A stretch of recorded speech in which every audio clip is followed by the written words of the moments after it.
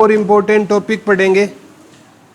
आज का जो हमारा टॉपिक रहेगा हरियाणा के प्रमुख समाचार पत्र व पत्रिकाएं। कौन सा टॉपिक पढ़ेंगे? हरियाणा के प्रमुख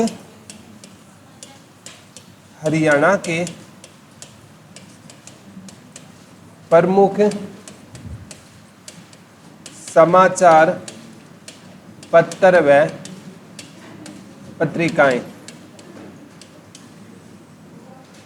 कौन सा टॉपिक रहेगा बेटा? हरियाणा के प्रमुख समाचार पत्र व पत्रिकाएं। क्योंकि ना जो पंजाब केसरी समाचार पत्र है ना, क्योंकि हरियाणा पहले पंजाब का पार्ट था तो वहां से भी क्वेश्चन बन चुके हैं। ठीक है, तो आज का हमारा टॉपिक क्या रहेगा? हरियाणा के प्रमुख समाचार पत्र व पत्रिकाएं। बहुत इंपॉर्टेंट टॉपिक है, one of the most important topic of HSSC। ठीक है, तो स्टार्ट कर रहे हैं। अगर मैं बात करूं ना समाचार पत्र मतलब कागज पर छपते हैं ना, तो कागज का आविष्कार किस देश ने किया था? चीन ने किया था। लिख लो, कागज का आविष्कार किस देश ने किया था बेटा? चीन ने किया था। कागज का आविष्कार किस देश ने किया था? चीन ने। और भारत में पहली प्रिंटिंग प्रेस गोवा में लगी थी। भारत में पहली प्रिंटिंग प्रेस कहाँ पर लगी थी बेटा? गोवा में लगी थी। और किस मुगल बादशाह के टाइम में लगी थी?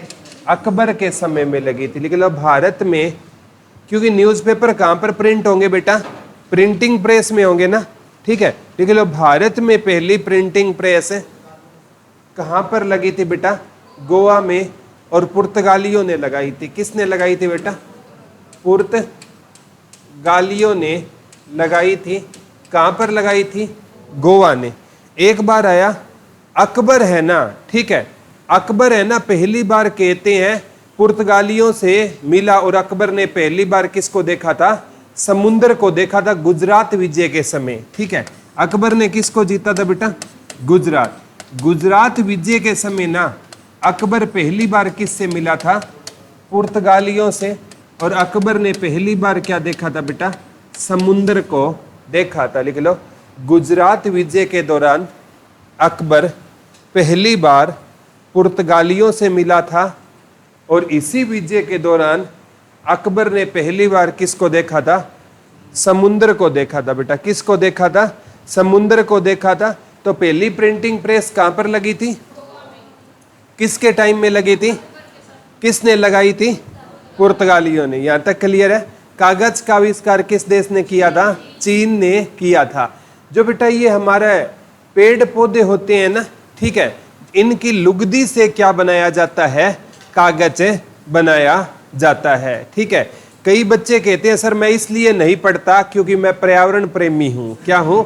पर्यावरण प्रेमी हूँ। मैं नहीं चाहता कि मेरी पढ़ाई की वजह से पेड़ों की क्या की जाए? कटाई की जाए। ठीक है, तो कई इस प्रकार के भी होते हैं। ठीक है, तो ये चीजें हैं। अब बात करते हैं हरियाणा का। लिख लो, पहला राष्ट्रीय समाचार पत्र। हरियाणा का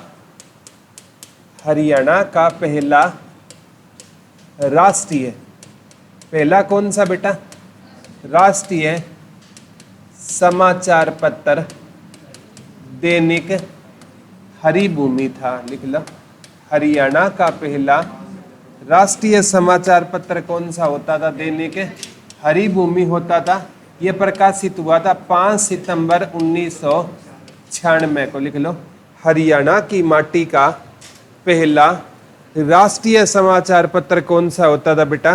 दैनिक हरिभूमि होता था। लिख लो, हरियाणा की माटी का पहला राष्ट्रीय समाचार पत्र कौन सा होता था?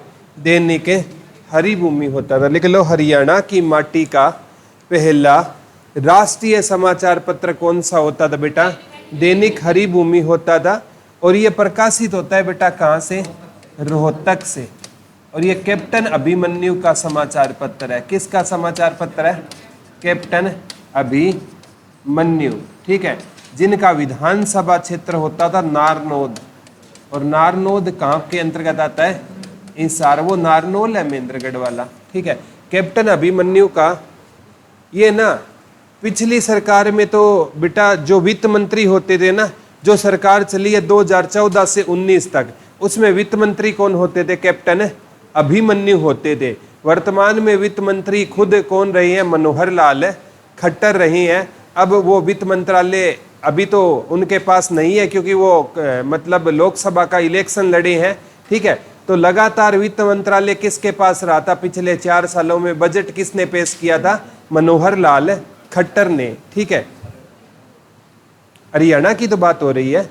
हरियाणा में जो पिछली सरकार थी उसमें वित्त मंत्री कौन होते थे? जो बीजेपी की पहली पार्ट पर सरकार बनी तो कैप्टन अभिमन्यु होते थे। कौन होते थे बेटा? कैप्टन अभिमन्यु। ये हरियाणा के ना मतलब भाजपा सरकार में क्या रह चुके हैं? वित्त मंत्री रह चुके हैं। तो कैप्टन अभिमन्यु का विधानसभा क्षेत्र कौन सा है? याद रह जाएगा ना, ठीक है। तो हरियाणा की माटी का पहला राष्ट्रीय समाचार पत्र कौन सा होता था? दैनिक हरिभूमि होता था। राष्ट्रीय समाचार पत्र वो होता है बेटा जो पूरे भारत में प्रकाशित हो, ठीक है। अब दैनिक भास्कर है, पूरे भारत में प्रकाशित होता है, पूरे भारत में मिल जाएगा आपको दैनिक भास्कर। आप जैसे जाओगे ना, हिसार में जाओगे तो हिसार में बस वो हिसार भास्कर पहला पेज अलग है, बाकी दैनिक भास्कर ही रहेगा। फतेहाबाद में आओगे तो पहला पेज एक फतेहाबाद भास्कर का ऐड हो जाएगा, और पानीपत में जाओगे तो पानीपत भास्कर हो जाएगा। लेकिन ये पूरे, मैं कहता हूँ कहाँ पर प्रकाशित होता है? पूरे भारत में प्रकाशित होता है। वो समाचार पत्र होता है राष्ट्रीय समाचार पत्र। ये किसके स्वामित्व का था? कैप्टन अभिमन्यु। कब आया था? 5 सितंबर को हम है ना डॉक्टर सर्वपल्ली राधाकृष्णन जी की याद में क्या बनाते हैं? अध्यापक दिवस मनाते हैं। ये हरियाणा की माटी का पहला क्या था? राष्ट्रीय समाचार पत्र होता था। अगर मैं बात करूं ना बेटा, सबसे इंपॉर्टेंट है कि अगर आए ना एक पंजाब केसरी, हाँ ये लिख लेना, ये दैनिक हरिभूमि है ना, ये दैनिक बना था 1997 में, ठीक है। दैनिक हरिभूमि समाचार पत्र, दैनिक स्टार्टिंग में ये दैनिक नहीं था, 1997 से क्या बन गया था? ये दैनिक बन गया था। लिख लो 1997 से दैनिक वो होता है जो हर रोज क्या होता हो बेटा? पर साप्ताहिक वो होता है सप्ताह में एक बार, मासिक वो हो जो 30 दिन में एक बार, और वार्षिक वो हो जो साल में एक बार, अर्धवार्षिक वो हो जो 6 महीने में एक बार प्रकाशित हो। तो ये कौन सा समाचार पत्र रहेगा? दैनिक। बेटा दैनिक कब बना था? ये आया कब था? Very good. पंजाब केसरी है ना, हाँ वेरी गुड, ये 1965 में जलंधर से प्रकाशित होता था। 1965 में जलंधर से प्रकाशित हुआ था पहली बार। लिख लो पंजाब केसरी पहली बार कहाँ से प्रकाशित हुआ था? 1965। हरियाणा में कब आया बेटा? 2006 में आया था। लेकिन 2006 बालिका वर्ष भी बनाया था। लिख लो पंजाब केसरी समाचार पत्र हरियाणा में कब से शुरू हुआ था? 2006 से। लिख लो पंजाब केसरी। अभी है ना, आप जाओगे बस स्टैंड पर, सुबह सुबह न्यूज़पेपर आते हैं ना, उनमें आपको पंजाब केसरी भी मिलेगा, ठीक है। तो पंजाब केसरी हरियाणा में कब से शुरू हुआ था? 2006। क्योंकि बेटा जो पंजाबी वर्ग के लोग होते हैं ना, वो पंजाबी में न्यूज़पेपर पढ़ते हैं, और हरियाणा में पंजाबी बेल्ट के लोग रहते हैं। तो ये 1965 में जब छपना शुरू हुआ था ना, तो ओनली ये पंजाब में शुरू हुआ था। हरियाणा में कब आया था? ये हरियाणा में लिख लो, ये हिसार और पानीपत से प्रकाशित होता है। पंजाब केसरी लिख लो, हरियाणा में कहाँ से प्रकाशित होता है? हिसार और पानीपत से। लिख लो पंजाब केसरी हरियाणा में कहाँ से प्रकाशित होता है? तो पंजाब केसरी हरियाणा में कहाँ से प्रकाशित होता है? तो कहाँ से प्रकाशित होता है बेटा पंजाब केसरी हरियाणा में? कहाँ से होता है? हिसार से प्रकाशित होता है, ठीक है। जैसे दैनिक भास्कर 1948 में शुरू हुआ, 2000 में आया, लेकिन इतने नहीं पूछे जाते क्योंकि ये पंजाब केसरी है ना, ये हरियाणा और पंजाब पहले एक होते थे, इसलिए बस एक पंजाब केसरी याद करना है, एक दैनिक हरिभूमि, 2 ही समाचार याद करने हैं। जैसे आप दैनिक भास्कर पढ़ोगे ना, 1948 में एमपी से शुरू हुआ था, ठीक है, तो वो नहीं पढ़ने आपको। मेन तो आपको एक हरियाणा के एग्जाम में एक तो पंजाब केसरी पूछा जाएगा, क्योंकि हरियाणा और पंजाब क्या होते थे? पहले एक होते थे। समझ आ गया बेटा? ठीक है। लिख लो हरियाणा का पहला हिंदी समाचार पत्र, हरियाणा का पहला हिंदी समाचार पत्र। ठीक है, ये जैन प्रकाश था। कौन सा था बेटा? 1885 में आया था। Very good. ये किसका होता था? जियालाल जैन का होता था। लिख लो, हरियाणा का पहला, हरियाणा की माटी का पहला हिंदी समाचार पत्र। लिख लो, हरियाणा की माटी का पहला हिंदी समाचार पत्र कौन सा होता था? हरियाणा की माटी का पहला हिंदी समाचार पत्र कौन सा होता था? जैन प्रकाश होता था। लिख लो, हरियाणा की माटी का पहला हिंदी समाचार, पहला राष्ट्रीय समाचार पत्र कौन सा होता था बेटा? दैनिक हरिभूमि।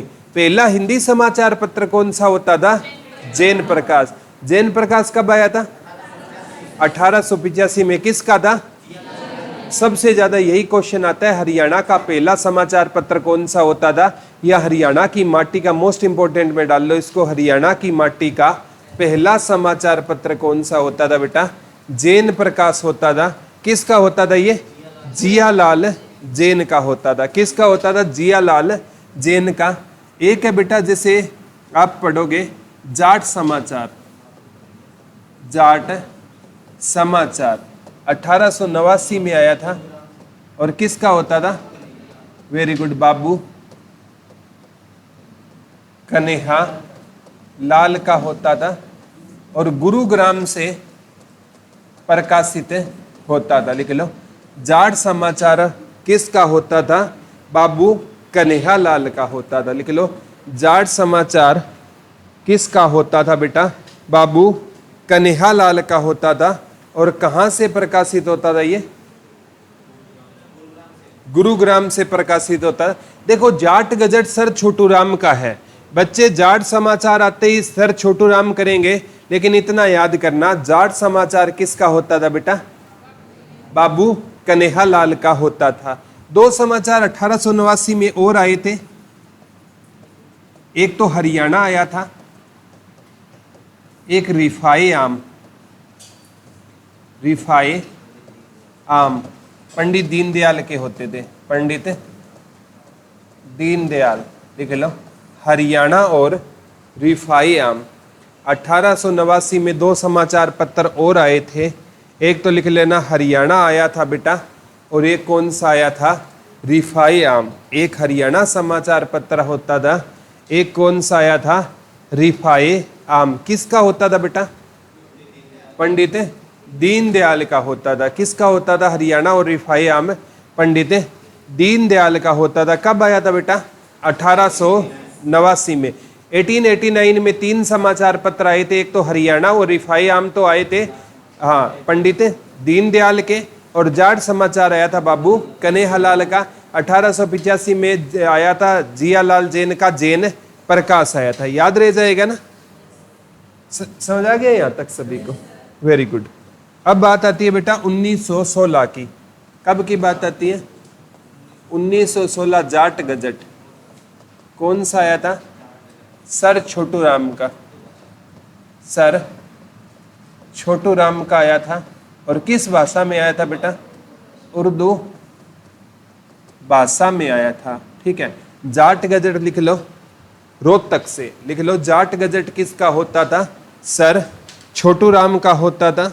जाट गजट समाचार किसका होता था बेटा? सर छोटू राम का होता था। और सर छोटू राम को मैंने बहुत अच्छे से बताया बेटा, इनका जन्म 24 नवंबर 1881 को गढ़ी सांपला में हुआ, जिसका नाम सर छोटू राम नगर कर दिया गया है। कब जन्म हुआ था? 24 नवंबर 1881 को। कहां पर हुआ था? वर्तमान नाम क्या है गढ़ी सांपला का? सर छोटू राम नगर। ठीक है, और इन्होंने लॉ की पढ़ाई कहाँ से पूरी की थी? आगरा से की थी। और इन्होंने 10th की पढ़ाई किस कॉलेज से की थी? सेंट स्टीफन कॉलेज से पूरी की थी। जब मैं व्यक्तिगत परिचय करवा रहा था तब करवा दिया था। 1916 में जाट गजट आया था। 1923 में यूनियनिस्ट पार्टी की स्थापना की। 1924 में जमींदारा लीग की, 1927 में राय बहादुर की उपाधि, 1937 में सर की उपाधि, 1938 में मार्केटिंग बोर्ड का गठन किया, 1940 में मोर के शिकार पर प्रतिबंध लगाया और इनकी मृत्यु हो गई थी 1945 में। भाखड़ा डैम प्रोजेक्ट के क्या थे, ये जन्मदाता थे। तो ये याद कर लेना। जाट गजट किसका होता था? सर छोटू राम का। किस भाषा में होता था बेटा? उर्दू भाषा का क्या होता था? ये समाचार पत्र होता था। जाट समाचार किसका होता था? बाबू कन्हैयालाल का। जाट गजट किसका होता था? सर छोटू राम का। ठीक है। और 1923 में आया था बेटा हरियाणा तिलक। हरियाणा तिलक पंडित श्री राम शर्मा का। किसका आया था? पंडित श्री राम शर्मा का। लिख लो 1923 में कौन सा समाचार पत्र आया था बेटा?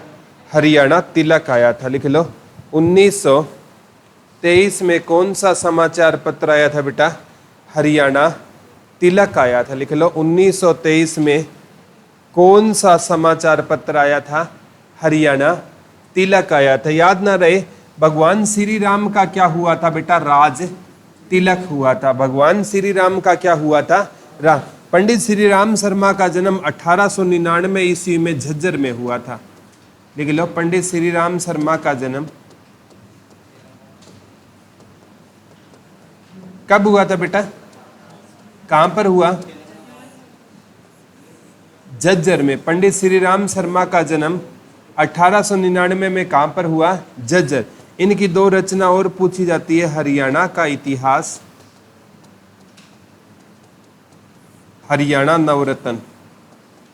हरियाणा नवरत्न लिख लो। इनकी और रचना कौन सी थी पंडित श्री राम शर्मा की? हरियाणा का इतिहास और हरियाणा नवरत्न लिख लो। पंडित श्री राम शर्मा की और कौन सी रचना होती थी बेटा? हरियाणा का इतिहास और हरियाणा नवरत्न। और कौन सी रचना होती थी बेटा इनकी? हरियाणा का इतिहास और हरियाणा नवरत्न। किसकी रचना होती थी? पंडित श्री राम शर्मा की। इन्हें grant old man of Haryana कहा जाता है। Grant old man of Haryana. Grant old man of Haryana किसे कहा जाता है बेटा? पंडित श्री राम शर्मा को कहा जाता है। Grant old man of Haryana किसे कहा जाता है? पंडित श्री राम शर्मा को कहा जाता है। Grant old man of Haryana किसे कहा जाता है बेटा? पंडित श्री राम शर्मा को हम किस नाम से जानते हैं? Grant old man of Haryana. याद रह जाएगा ना। कौन सी रचना थी बेटा इनकी? हरियाणा तिलक। ठीक है। ये मतलब पंडित श्री राम शर्मा का संबंध कहां से होता था? झज्जर। अब आता है बेटा संदेश। कब आया था?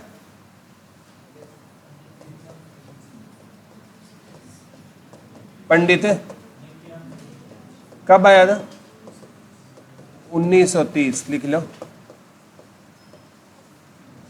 संदेश किसका समाचार पत्र होता था? पंडित नेकी राम शर्मा का होता था। लिख लो संदेश समाचार पत्र किसका होता था बेटा?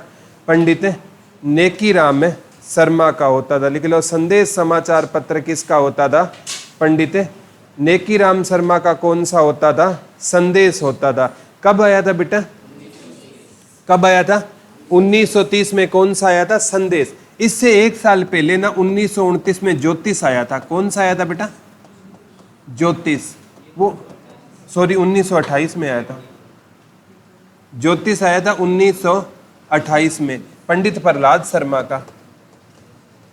किसका था? पंडित प्रहलाद शर्मा का। दोनों लिख लो बेटा। 1928 में ज्योतिष आया था पंडित प्रहलाद शर्मा का। और 1930 में कौन सा आया था बेटा? संदेश। संदेश किसका होता था? पंडित नेकी राम शर्मा। याद करना मुश्किल नहीं है। देखो जो इंसान नेकी करता है ना, उसके अपने आप दूर दूर तक क्या फैल जाते हैं? संदेश फैल जाते हैं। ठीक है। जैसे एक मतलब सिंपल सी बात बताता हूँ। पापा अक्सर कहते थे बेटा नेकी कर और भूल जा। नेकी, आपने कहावत सुनी है, नेकी कर दरिया में डाल। ठीक है। ये सच्चाई है बेटा। आप किसी का भी भला करते हो ना, उसको भूल जाओ। भला करके उसको गिनाओ मत कि मैंने उस टाइम पे तेरा भला किया था। भला करने के बाद भूल जाओ, किसी और भले की तलाश में निकल जाओ। ठीक है, अगर हम किसी को गिनाएंगे, मैंने तेरा उस टाइम साथ दिया जब आपका किसी ने साथ नहीं दिया, ठीक है, तो वो परमपिता परमात्मा देख रहा है बेटा, किसी को सफाई देने की जरूरत नहीं है। सिंपल सी बात बताता हूं, जो आपका अपना होगा ना वो आपसे कभी सफाई मांगेगा नहीं, और जो आपका अपना नहीं है उसको जितनी मर्जी सफाई देना उस पर कोई असर नहीं पड़ेगा। ठीक है, तो कोई भी चीज है ना अच्छाई करने की ना, जब आप किसी की अच्छाई कर रहे हो ना बेटा, उसके बाद उसको कभी याद मत रखो। ठीक है, भूल जाओ और नई अच्छाई करने के लिए निकल जाओ। यही जिंदगी की रियलिटी है। ठीक है, और किसी का ना आप एक्सपेक्टेशन करोगे ना किसी से कि मैंने उसका भला किया, वो भी मेरा भला करेगा। Expectation is always hurt. जो आपकी दूसरों से उम्मीदें होती है ना, वो हमेशा क्या करती है, हर्ट करती है। तो जीवन में आगे बढ़ने का यही लक्ष्य है, नेकी कर दरिया में डाल। तो नेकी करने वाले का संदेश अपने आप फैल जाता है। पंडित नेकीराम शर्मा का जन्म 4 सितंबर 1887 को केलंगा गांव में हुआ। अभी है भिवानी में, पहले यह गांव होता था रोहतक में, और इनकी मृत्यु 8 जून 1956 को हुई। खुद का जन्मदिन भूल जाना, पंडित जी का याद रखना, क्योंकि याद चुका है। ठीक है, लिख लो, पंडित नेकीराम शर्मा का जन्म 4 सितंबर 1887 को केलंगा गांव रोहतक में हुआ था। पंडित नेकीराम शर्मा का जन्म 4 सितंबर 1887 को कहाँ पर हुआ था बेटा, केलंगा गांव में। और केलंगा गांव उस टाइम कहाँ किसके अंतर्गत आता था, वेरी गुड, रोहतक के। अभी किसके अंतर्गत आता है, भिवानी के अंतर्गत आता है। ठीक है, 1928 में कौन सा आया था बेटा, ज्योतिष। ये रेवाड़ी से आया था। किसका होता था, पंडित प्रहलाद शर्मा का। ज्योतिष किसका होता था बेटा, पंडित प्रहलाद शर्मा का। समाचार पत्र कौन सा होता था, बता दो, ज्योतिष होता था। याद करना बिल्कुल भी मुश्किल नहीं है बेटा। ठीक है, जो ज्योतिष होता है ना, ज्योतिष विद्या, उसका काम कौन करते हैं, शर्मा जी करते हैं। पंडित लोग ही तो ज्योतिष विद्या का काम करते हैं ना, ज्योतिष विद्या का काम कौन करेंगे बेटा, शर्मा जी करेंगे। पंडित जी किसका काम करते हैं, ज्योतिष विद्या का काम करते हैं। ठीक है, जैसे ये हाथ की रेखाएं देखते हैं, ठीक है, और हाथ की रेखाएं देख कर ना आपका फ्यूचर बताते हैं कि ऐसा होगा। ठीक है, मतलब इसमें ना देखो, हस्तरेखा एक विज्ञान होता है, हर किसी को इसकी नॉलेज नहीं है। देखो 1% लोगों को अगर नॉलेज है तो मैं उनके बारे में नहीं बोल सकता, बाकी 99% मेरे जैसे हैं। ठीक है, अब आप मेरे को हाथ दिखाओ, मैं 5 बातें बताऊंगा, आप बोलोगे सर तो ज्योतिषी है। ठीक है, सिंपल सी 5 बातें बतानी है, वो आपके साथ भी लागू होगी, मेरे साथ भी लागू होगी। हाथ देखते ही पहले वो ये बात बोलेंगे। ठीक है, आप जॉब के नजदीक जाकर वापस आ जाते हो। ठीक है, अब स्टूडेंट लाइफ में तो ऐसा ही होता है बेटा, अगर हम जॉब लग गए तो तेरे पास हम हाथ क्यों दिखाने आते, पता है स्टूडेंट लाइफ में। बोला हाँ गुरुजी बात तो सही बोल रहे हैं। ठीक है, दूसरा वो कहेगा कि आपके घर में पैसे आते हैं लेकिन रुकते नहीं है। अब बताओ किसके घर में पैसे रुकते हैं, हाँ बिल्कुल गुरुजी बात सही कह रहे हैं। ठीक है, तीसरा बोलेंगे आपके दोस्त तो बहुत बनते हैं लेकिन पीछे से आपकी बुराई करते हैं। अब बताओ किसका दोस्त पीछे से बुराई नहीं करता, हर किसी का दोस्त पीछे से बुराई करता है। ठीक है, अब वो कहेंगे पिछले दिनों ना आपके जो मामा है उस पर संकट आया था। अब मम्मी के टाइम में मामा 12-12 होते हैं। ठीक है, अब पूरी क्रिकेट टीम होती थी नाना जी के टाइम में तो। ठीक है, अब किसी पर तो संकट आएगा, साल में एक साल में किसी पर तो संकट आता ही आता है। हम कहेंगे बोला गुरुजी तो पूरे परम ज्ञानी है। ठीक है, और बाद में वो कहेगा कि आपका भाग्य है ना वो बहुत जल्द है बदलने वाला है, वो हमें इतने दिनों में तो हमारा बदला नहीं। ठीक है, लास्ट में एक पॉजिटिव बात कहकर फीस ले लेते हैं और हमें खुशी खुशी चले आते हैं। वो कहेगा इतने पैसे का ना मैं हिमालय पर जाकर हवन करूंगा आपके नाम का। ठीक है, फिर कृपा वहीं रुकी हुई है आपकी, फिर कृपा स्टार्ट हो जाएगी। ठीक है, तो मैं सभी ज्योतिष का विरोध नहीं करता बेटा, 1% या कुछ % बहुत अच्छे भी होते हैं लेकिन मोस्टली मेरे जैसे होते हैं। ये 5 बातें बताएंगे आपको, 1-2 और ऐड कर देंगे। ठीक है, तो ये चीजें होती है। तो ज्योतिष किसका होता था पंडित, कब आया था, 1928। एक बेटा 1936 में आया था ग्राम सेवक। कब आया था? लाला हरदेव सहाय का होता था, लिख लो। ग्राम सेवक कब आया था बेटा? 1936 में आया था। और किसका होता था बेटा? लाला हरदेव सहाय का होता था, लिख लो।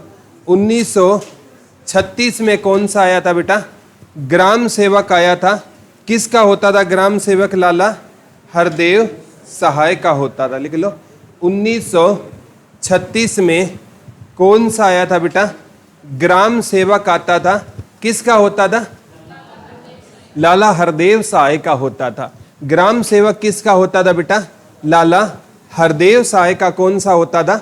ग्राम सेवक होता था। कब आया था? 1936 में आया था, ठीक है। अब सिंपल सी बात होती है बेटा, जो गांव, ठीक है, गांव के जो लाला जी लोग होते हैं ना, वो कहते हैं हम गांव के क्या है? सेवक हैं, ठीक है। और आप जितनी भी देख लेना बेटा, ये डोनेशन वगैरह होती है ना, ठीक है, वो लाला लोग है ना, जितनी मर्जी आप देखना, सबसे ज्यादा डोनेशन देने का ये काम करते हैं। रियल में देखो, ये डोनेशन का मैं आपको एक सच्चाई बताता हूं बेटा। डोनेशन एक ऐसी चीज होती है, इस जो इनकम टैक्स क्या होता है, इस पर कोई इनकम टैक्स है नहीं लगता, ठीक है। तो ये जो डोनेशन देते हैं ना, ये 1 लाख की डोनेशन मंदिर में जाएंगे, बोले हम आपको 1 लाख की डोनेशन देंगे और आपको हमें रसीद देनी होगी 5 लाख की। कितने की देनी होगी? तो अब ये 1 लाख रुपए देकर अपनी 5 लाख की ब्लैक मनी को क्या कर लेते हैं? वाइट कर लेते हैं, ठीक है। अब 5 लाख ये क्या हो जाएगी? टैक्स से फ्री हो जाएगी। जब नोटबंदी हुई थी, सबसे ज्यादा डोनेशन का काम चला था, जितनी भी, क्योंकि लोगों को पता था जब नोट जमा करवाने की बारी आई, लोगों ने इतना इतना पैसा छिपा रखा था सरकार की नजरों में, सारा का सारा उन्होंने डोनेशन के माध्यम से। अब पुजारी को कहते हैं, वो कहता मैं 1 लाख की डोनेशन दोगे तो 1 लाख की पर्ची दूंगा। बोला मैं दूंगा ही नहीं। पुजारी ने सोचा मंदिर में 1 लाख तो आ रहे हैं, 5 लाख देने में जाता क्या है। तो ऐसे करके जितने भी अनाथ आश्रम थे ना, उन्होंने, क्योंकि ये पर्ची कितने की भी काट सकते हैं, क्योंकि ये इनकम टैक्स क्या होता है बेटा? फ्री होता है, ठीक है। तो आजकल ऐसी ऐसी चीजें होती है जिनके बारे में हम सोच भी नहीं सकते। बड़े लेवल पर ना ब्लैक मनी को वाइट करने का काम है किया जाता है। जो एनजीओ वगैरह होती है ना, ये सबसे बड़ा इनका साधन होता है, जो ब्लैक मनी को क्या कर देते हैं? वाइट कर देते हैं, ठीक है।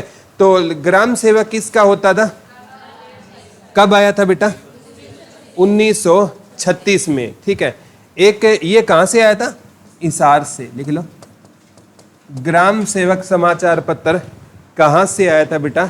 हिसार से। किसका होता था? लाला हरदेव सहाय का होता था। किसका होता था? लाला हरदेव सहाय का होता था। एक बेटा आत्मानंद रह गया, ठीक है, कीर्ति प्रसाद जैन का। एक समाचार कब आया था? 1930 में। आत्मानंद, आत्मानंद किसका होता था बेटा? कीर्ति प्रसाद जैन का होता था। 1930 में 2 समाचार पत्र थे ना। संदेश किसका था बेटा? पंडित नेकीराम शर्मा का होता था। और आत्मानंद किसका होता था? कीर्ति प्रसाद जैन का होता था। किसका होता था बेटा? कीर्ति प्रसाद जैन का कौन सा होता था? आत्मानंद होता था। बहुत इंपॉर्टेंट समाचार पत्र है बेटा। आत्मानंद किसका होता था? कब आया था? 1930 में, ठीक है। आत्मा, हमारी आत्मा को आनंद, ठीक है, तब आता है जब हमारी कीर्ति दूर दूर तक फैले, ठीक है। हर कोई चाहता है बेटा उसके नाम की प्रसिद्धि हो, ठीक है। हर कोई चाहता है लोग उसकी क्या करे? इज्जत करे। एक छोटी सी बात बताता हूं बेटा, इज्जत है ना, वो नहीं होती कि सामने से हमारी इज्जत की जाए, ठीक है। जहां से आप उठकर चले जाओ ना, वहां 4 लोग आपके बारे में अच्छी बातें कर रहे हैं ना, वो सबसे बड़ी क्या होती है? इज्जत होती है, ठीक है।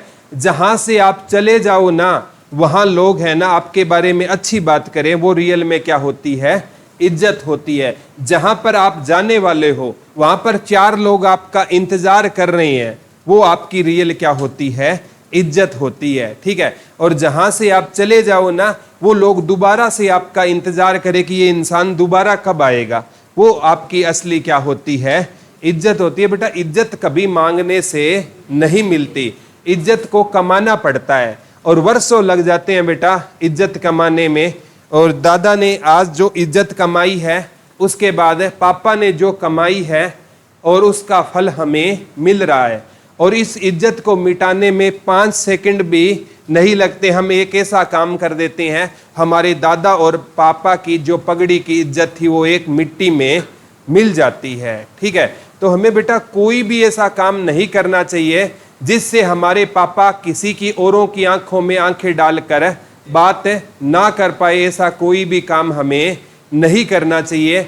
आपसे आपके मम्मी पापा की जिंदगी जुड़ी हुई है। ये जो आपकी एज है ना बेटा, ये टीनेज वाली वयस्क काल कभी है ना, आप पढ़ कर देखना, आप साइकोलॉजी पढ़ कर देखना। ठीक है, ये एडोलसेंस है ना, ये सबसे खतरनाक अवस्था है। ठीक है, अलग अलग इतिहासकारों ने इसके बारे में परिभाषित किया है। ठीक है, ये सबसे ना उलझन का काल है। इस काल में हमें पता नहीं है कि क्या करना चाहिए और क्या नहीं करना चाहिए। और इस टाइम है ना, हम किसी के कहने पर गलत रास्ते पर चले जाते हैं और बाद में ना इसका हमें भी पछतावा होता है। लेकिन यहाँ जिस गलत रास्ते पर आप चल पड़े ना, वहां से यू टर्न नहीं है बेटा। एक बात सोच कर रखना, वहां से कोई यू टर्न नहीं है। बाद में आप ऐसी खाई में फंसते चाहोगे जिसका अंत कोई नहीं है और पूरी उम्र आपको शर्मिंदगी के साथ बितानी पड़ेगी। ठीक है, जैसे यहाँ पर श्याम सुंदर जी आए थे बर्थडे वाले दिन, अगर आपने सुना हो तो, वो एक बड़ी खतरनाक बात बोल कर गए थे कि हम है ना किसी से मतलब एक बात करते हैं ना, वो 10 को आगे बताता है। वो बात आपको लगता है कि वो हमसे ही बात कर रहा है, वो आगे 10 औरों को बताता है। और उस 10 में से कोई आपका नॉन निकला ना, फिर आपके घर पे उस बात का कितना बड़ा इम्पैक्ट होगा हम सोच भी नहीं सकते। मानता हूं ये बचपना है, लेकिन इसकी कीमत है ना हमें खुद चुकानी पड़ेगी, इसके साथ साथ हमारे परिवार वालों को भी चुकानी पड़ेगी। तो थोड़ा सा ना इस टाइम को सही से यूटिलाइज करना। जॉब की तरफ अपना सब कुछ न्योछावर कर दो। जॉब लगने के बाद है ना आपकी इंडिविजुअल लाइफ है, आपके मम्मी पापा को भी आप पर प्राउड होगा। जो आपकी मतलब चाहत है वो सारी चीजें जॉब के बाद अपने आप मिल भी जाती है, इसमें कोई दो राय नहीं है। तो प्राइम फोकस आपका ना स्टूडेंट का किस पर होना चाहिए बेटा, जिस टारगेट से आपके मम्मी पापा आपको भेजते हैं। अगर आप है ना मतलब आज देखो, मैंने जीवन में कभी भी कोई गलत काम किया है ना, शाम को मैं घर जाते ही मेरे को एहसास हो जाता है कि आज तूने गलत काम किया है। ये हमारी अंतरात्मा ना गवाही नहीं देगी गलत काम की। ठीक है, ठीक है, वो अलग बात है, हम अपनी अंतरात्मा को मार लेते हैं, बोला काम ठीक था, वो अलग बात है। लेकिन अंतरात्मा आपको कभी बेटा गवाही नहीं देगी आपने गलत काम किया हो तो। ठीक है, सारे भावुक हो गए, दोबारा टॉपिक पे आ जाओ। ठीक है, तो ग्राम सेवक किसका होता था? लाला हरदेव साय का होता था। कब आया था? 1900। आत्मानंद किसका होता था? कीर्ति प्रसाद जैन। 1948 में आया था बेटा ज्ञानोदय। 1948 में कौन सा आया था? ज्ञानोदय ब्रह्मानंद जी का। ब्रह्मानंद जी का कौन सा होता था? ज्ञानोदय। ये हिसार से ही आया था, लिख लो। 1948 में कौन सा आया था बेटा? ज्ञानोदय आया था। किसका समाचार पत्र होता था? ब्रह्मानंद जी का होता था। 1948 में कौन सा समाचार पत्र आया था? ज्ञानोदय आया था। किसका होता था बेटा ज्ञानोदय? ब्रह्मानंद जी का होता था। कब आया था ये समाचार पत्र? 1948 में आया था। याद करना मुश्किल नहीं है। जो ज्ञान होता है ना बेटा, किसके पास होता है? ब्रह्मा जी के पास होता है। ठीक है, जो इस सृष्टि का निर्माण करते हैं तो उनके पास तो ज्ञान तो होगा न। एक बार आया था, हरियाणा की प्रकृति की उत्पत्ति किस देवता से मानी जाती है? आ चुका है बेटा, हरियाणा की, ये आया था, लिख लो। हरियाणा की प्रकृति की उत्पत्ति किस देवता से मानी जाती है? ब्रह्मा जी से। लिख लो, हरियाणा की प्रकृति की उत्पत्ति किस देवता से मानी जाती है? लिख लो, हरियाणा की प्रकृति की उत्पत्ति किस देवता से मानी जाती है? तो किस देवता से मानी जाती है बेटा, बता दो। ब्रह्मा जी से हरियाणा की प्रकृति की क्या मानी जाती है? उत्पत्ति मानी जाती है। ठीक है, जैसे विष्णु जी सृष्टि का क्या करते हैं, पालन पोषण करते हैं, और भगवान शिव है ना, वो वैसे बहुत बोले हैं, लेकिन गुस्सा आए तो वो क्या कर देते हैं, विनाश कर देते हैं। और न्याय के देवता कौन होते हैं इस जहां में, शनि जी महाराज को किसका देवता कहा गया है बेटा, न्याय का देवता। 1948 में कौन सी आई थी, ज्ञानोदय। 1956 में लिख लो विजय आनंद मासिक पत्रिका, विजय आनंद मासिक पत्रिका आत्मानंद जैन की, विजय आनंद मासिक पत्रिका लिख लो, विजय आनंद मासिक पत्रिका 1956 में आत्मानंद जैन की होती थी, लिख लो 1956 में विजय आनंद मासिक पत्रिका। कौन सी बेटा, विजय आनंद मासिक पत्रिका किसकी होती थी, आत्मानंद जैन की होती थी। और जैन प्रकाश किसका होता था बेटा, जियालाल जैन का।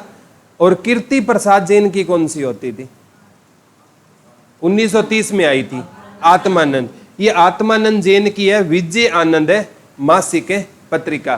कौन सी पत्रिका है बेटा, विजय आनंद मासिक पत्रिका किसकी होती थी, आत्मानंद जैन की। ठीक है, हमें है ना किस पर विजय हासिल करनी चाहिए, हमारी आत्मा पर विजय हासिल करनी चाहिए। ठीक है, जो बेटा आपने सुना होगा एक इंग्लिश में प्रोवर्ब है, सोल इज इनमोर्टल। ठीक है, आत्मा है ना वो अमर है, आत्मा कभी खत्म नहीं होती बेटा। आत्मा है ना ये शरीर बदलती है, हमारा शरीर नश्वर है, आत्मा अनश्वर है, आत्मा कभी खत्म नहीं होती। ठीक है, हमारा ये मतलब है मानव रूपी शरीर चला जाएगा ना, हमारी आत्मा परमात्मा में विलीन हो जाएगी और वो किसी नए जीव के रूप में दोबारा क्या लेती है, नया जीवन के रूप में दोबारा से वो इस संसार में आ जाती है।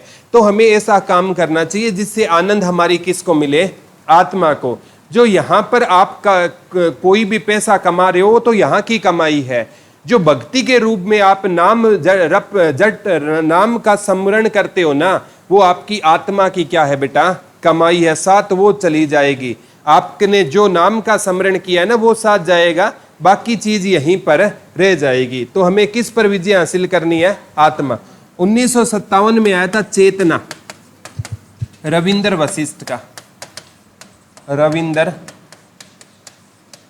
वशिष्ठ का लिख लो। 1957 में कौन सा समाचार पत्र आया था बेटा, चेतना आया था। किसका आया था, रविंद्र वशिष्ठ का आया था, लिख लो। 1957 में कौन सा समाचार पत्र आया था बेटा, चेतना आया था, लिख लो। 1957 में कौन सा समाचार पत्र आया था बेटा, चेतना।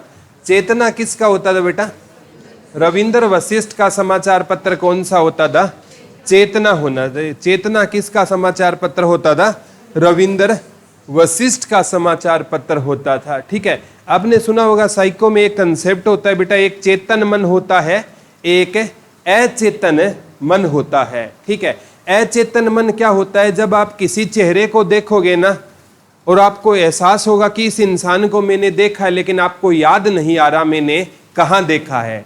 ठीक है, जब वो आपसे बात करना शुरू करता है ना, तभी आपको तुरंत याद आ जाता है कि ये इंसान मेरे को वहां पर फला सिटी में जब मैं बाहर घूमने गया था वहां पर ये इंसान मेरे को मिला। तब वो बात अचेतन मन से किस मन में आती है, आपके चेतन मन में आती है। एक कॉन्शियस माइंड होता है, एक सब कॉन्शियस माइंड होता है।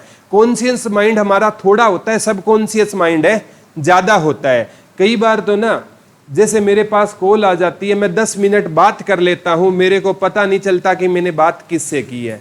कसम से ऐसा भी होता है। अब वो इतने कॉन्फिडेंस से बोलता है कि जैसे मेरे को क्या मेरी 7 पीढ़ियों को जानता है, ऐसी बातें करता है। अब मैं उससे कैसे पूछ लूं भाई आप कौन बोल रहे हो, उसको कितना हर्ट होगा अगर मैंने ये बोल दिया तो। ठीक है, तो मैं कोशिश करता हूं कि आजकल क्या करते हो कि कहीं से कोई क्ल्यू निकल जाए, पता चल जाए ये बोल कौन रहा है।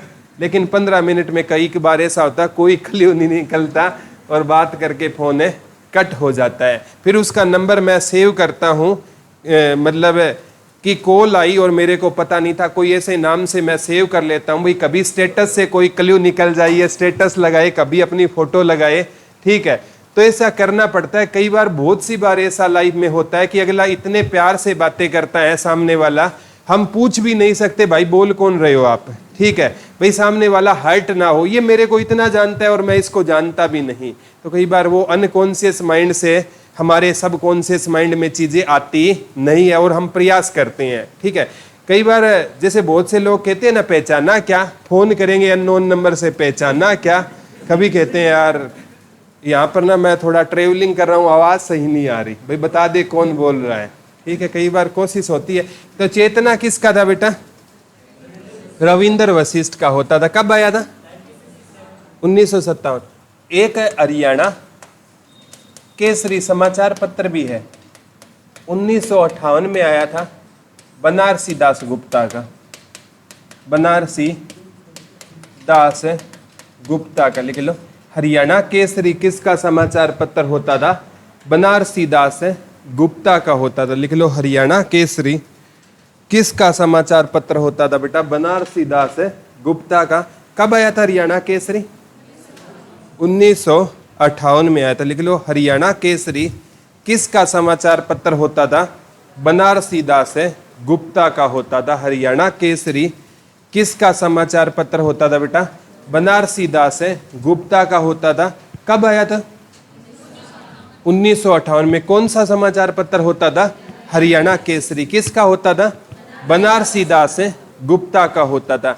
हरियाणा केसरी की उपाधि लिख लो, पंडित नेकीराम शर्मा को मिली थी, ब्रैकेट डाल के। हरियाणा केसरी की उपाधि पंडित नेकीराम शर्मा को मिली थी, लिख लो। हरियाणा केसरी की उपाधि,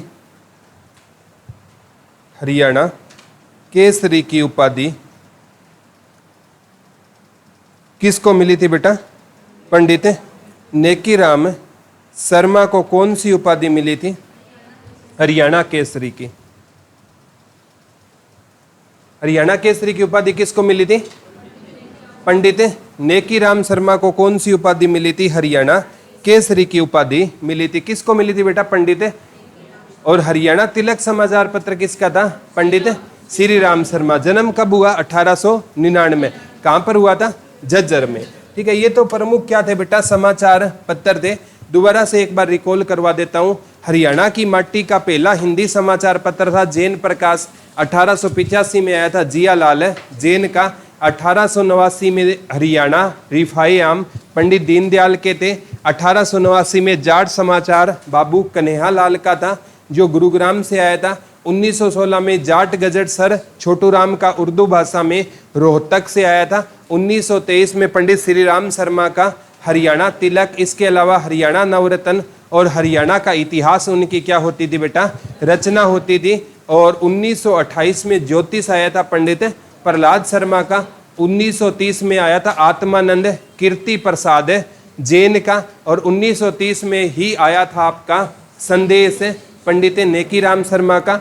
1936 में आया था ग्राम सेवक लाला हरदेव साय का हिसार से। 1948 में आया था ज्ञानोदय ब्रह्मानंद जी का हिसार से। 1956 में आया था विजय आनंद मासिक पत्रिका आत्मानंद जैन की। 57 में चेतना रविंद्र वशिष्ठ का। 58 में कौन सा था? हरियाणा केसरी, ठीक है। अब जैसे कुछ समाचार पत्र बेटा, अब जैसे हमने व्यक्तित्व पढ़े थे ना, उसमें पढ़े थे बाबू बाल मुकुंद ये गुप्त के भी पढ़े थे, ठीक है। जैसे आप पढ़ते हो अखबारे चुनार कोहिनूर वगैरह, वो उसमें पढ़ लिए थे। मेन यही समाचार पत्र आपके पूछे जाएंगे। अब कुछ पत्रिकाएं लिख लो, जैसे हरियाणा साहित्य अकादमी है ना। कौन सी अकादमी बेटा? हरियाणा साहित्य अकादमी। पेपर में आया था, इसका हेडक्वार्टर कहां पर रहेगा? पंचकुला। एक बार पंचकुला ऑप्शन में नहीं था तो HSSC ने क्या माना? चंडीगढ़, लिख लो। हरियाणा साहित्य अकादमी का हेडक्वार्टर कहां पर रहेगा? पंचकुला में रहेगा, लिख लो। हरियाणा साहित्य अकादमी का हेडक्वार्टर कहां पर रहेगा? पंचकुला में रहेगा, लिख लो। हरियाणा साहित्य अकादमी का हेडक्वार्टर बता दो कहां पर है बेटा? पंचकुला। इन केस ऑप्शन में ना आए तो चंडीगढ़। अब हरियाणा साहित्य अकादमी की कुछ पत्रिकाएं हैं। एक तो हरियाणा हिंदी साहित्य अकादमी,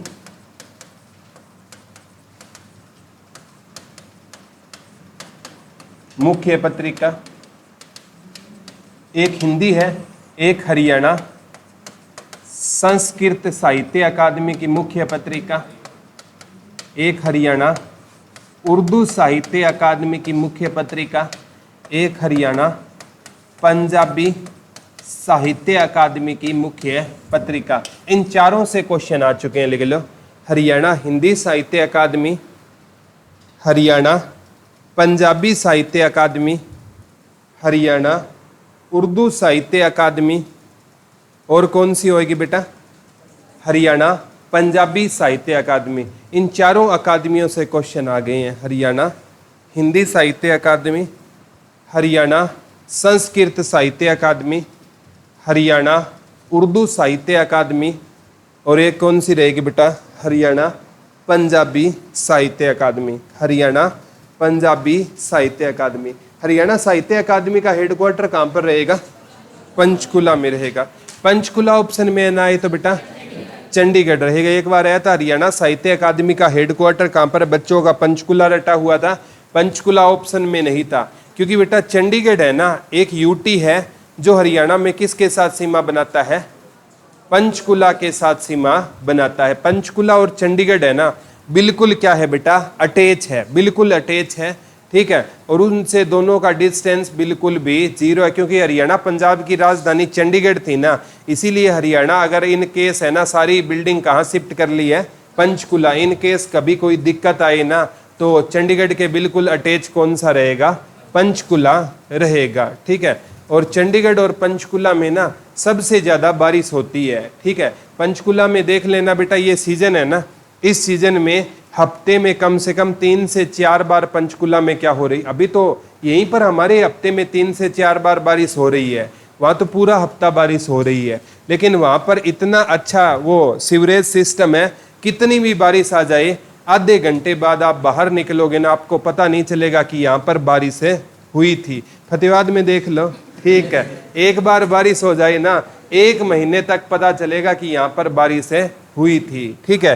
तो ये चीजें होती है बेटा, जहां पर बारिश ज्यादा होती है ना तो वहां पर वो ऐसे ऐसे चीजों का प्रयोग करते हैं। पीछे जो ये वर्ल्ड कप हुआ था ना, ठीक है, वेस्ट इंडीज में मैच चल रहे थे, ठीक है, तो वहां पर क्या होता, जैसे ही बारिश होती ना, बारिश रुकने के आधे घंटे बाद खेल स्टार्ट हो जाता, क्योंकि वहां पर कॉमन है बारिश का होना। तो उस हिसाब से स्टेडियम बनाए जाते हैं कि बारिश का पानी पिच पर रुकेगा ही नहीं, वो अपने आप है ग्राउंड से बाहर चला जाता है, ठीक है। मेन वो पिच को कवर कर लेते, वो गिल्ली नहीं होनी चाहिए, बाकी ग्राउंड से पानी बाहर चला जाता। सुपर सोवर से वो बिल्कुल हाथों हाथ सुखा देते थे। तो ये चीजें होती है, जहां पर ना एक्सेस में कोई चीजें होना तो वहां से हमें उनके निपटने के हम क्या ढूंढ लेते हैं?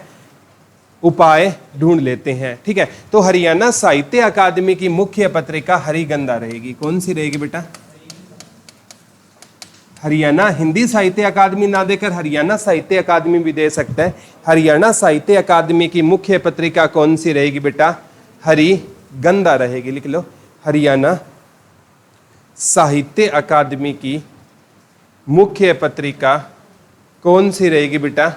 हरिगंधा, लिख लो। हरियाणा साहित्य अकादमी की मुख्य पत्रिका कौन सी रहेगी? तब आपका आंसर क्या हो जाएगा बेटा? हरिगंधा। हरियाणा संस्कृत साहित्य अकादमी की हरिप्रभा, लिख लो। हरियाणा संस्कृत साहित्य अकादमी की हरियाणा संस्कृत साहित्य अकादमी की मुख्य पत्रिका कौन सी रहेगी? तो हरियाणा बेटा संस्कृत साहित्य अकादमी की मुख्य पत्रिका कौन सी रहेगी? तब आपका आंसर क्या हो जाएगा? हरिप्रभा हो जाएगी। कौन सी हो जाएगी? ये देखो संस्कृत, ठीक है, संस कै के नीचे रहे संस्कृत, यहाँ पै के नीचे रहे हरिप्रभा, तो हरियाणा संस्कृत अकादमी की कौन सी रहेगी? हरिप्रभा। पहले है ना प्यारे बच्चों, हमारा साहित्य लिखा जाता था ना, वो किस लैंग्वेज में लिखा जाता था? संस्कृत में लिखा जाता था। पहले हमारा साहित्य है ना, वो किस में लिखा जाता? जैसे हमारे वेद किस भाषा में लिखे गए थे बेटा? संस्कृत में हमारे सारे के सारे क्या लिखे गए हैं? वेद लिखे गए हैं। जो पाणिनि होते थे ना, जिनकी अष्टाध्यायी रचना थी, वो संस्कृत के बहुत विद्वान क्या हुए हैं? कवि। आप एक इतिहास उठाकर देख लेना बेटा, जिस इंसान की संस्कृत अच्छी होगी ना, उस इंसान की ना हिंदी बहुत अच्छी होगी, ये इतिहास उठाकर देखना, क्योंकि दोनों एक सिक्के के दो पहलू है। जो हमारी हिंदी लैंग्वेज है वो किससे बनी है?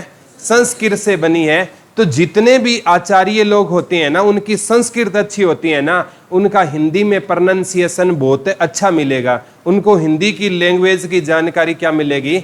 बहुत अच्छी मिलेगी। क्योंकि संस्कृत लैंग्वेज है ना, वो सभी भाषाओं की जननी मानी जाती है। पुराने टाइम में जो लिटरेचर है ना, वो किस भाषा में लिखा होता था? संस्कृत भाषा में लिखा। बड़ी समृद्ध लैंग्वेज है संस्कृत, इसी से हिंदी का क्या हुआ है? उद्गव। तो जितने भी आप देख लेना, जिस इंसान की संस्कृत अच्छी मिलेगी ना, उसकी क्या मिलेगी? हिंदी अच्छी मिलेगी। ये सच्चाई है बेटा। जिस इंसान का ना मैथ्स अच्छा है ना, उसकी रीजनिंग अच्छी मिलेगी, कभी भी देख लेना, ये सच्चाई है। दोनों एक सिक्के के, ठीक है, मानता हूं रीजनिंग अलग है मैथ से, लेकिन जिसका मैथ्स अच्छा होगा ना, उसकी रीजनिंग ऑटोमेटिक है अच्छी होगी। ठीक है, रीजनिंग में तो सोचना ही नहीं है। मैथ में तो देखो 2 और 2 4 होते हैं तो होते हैं, ठीक है। वहां पर रीजनिंग में कहते हैं 2 को 5 माना जाएगा और 5 को 8 माना जाएगा। तो वहां पर आप मैथ्स का यूज नहीं कर सकते। 2 को 5 मानना है तो 5 मानोगे तो ही आंसर निकलेगा, ठीक है। तो रीजनिंग में ना मतलब हमारा मतलब मेंटल एबिलिटी देखी जाती है कि इसकी डिसीजन मेकिंग क्या है, ठीक है।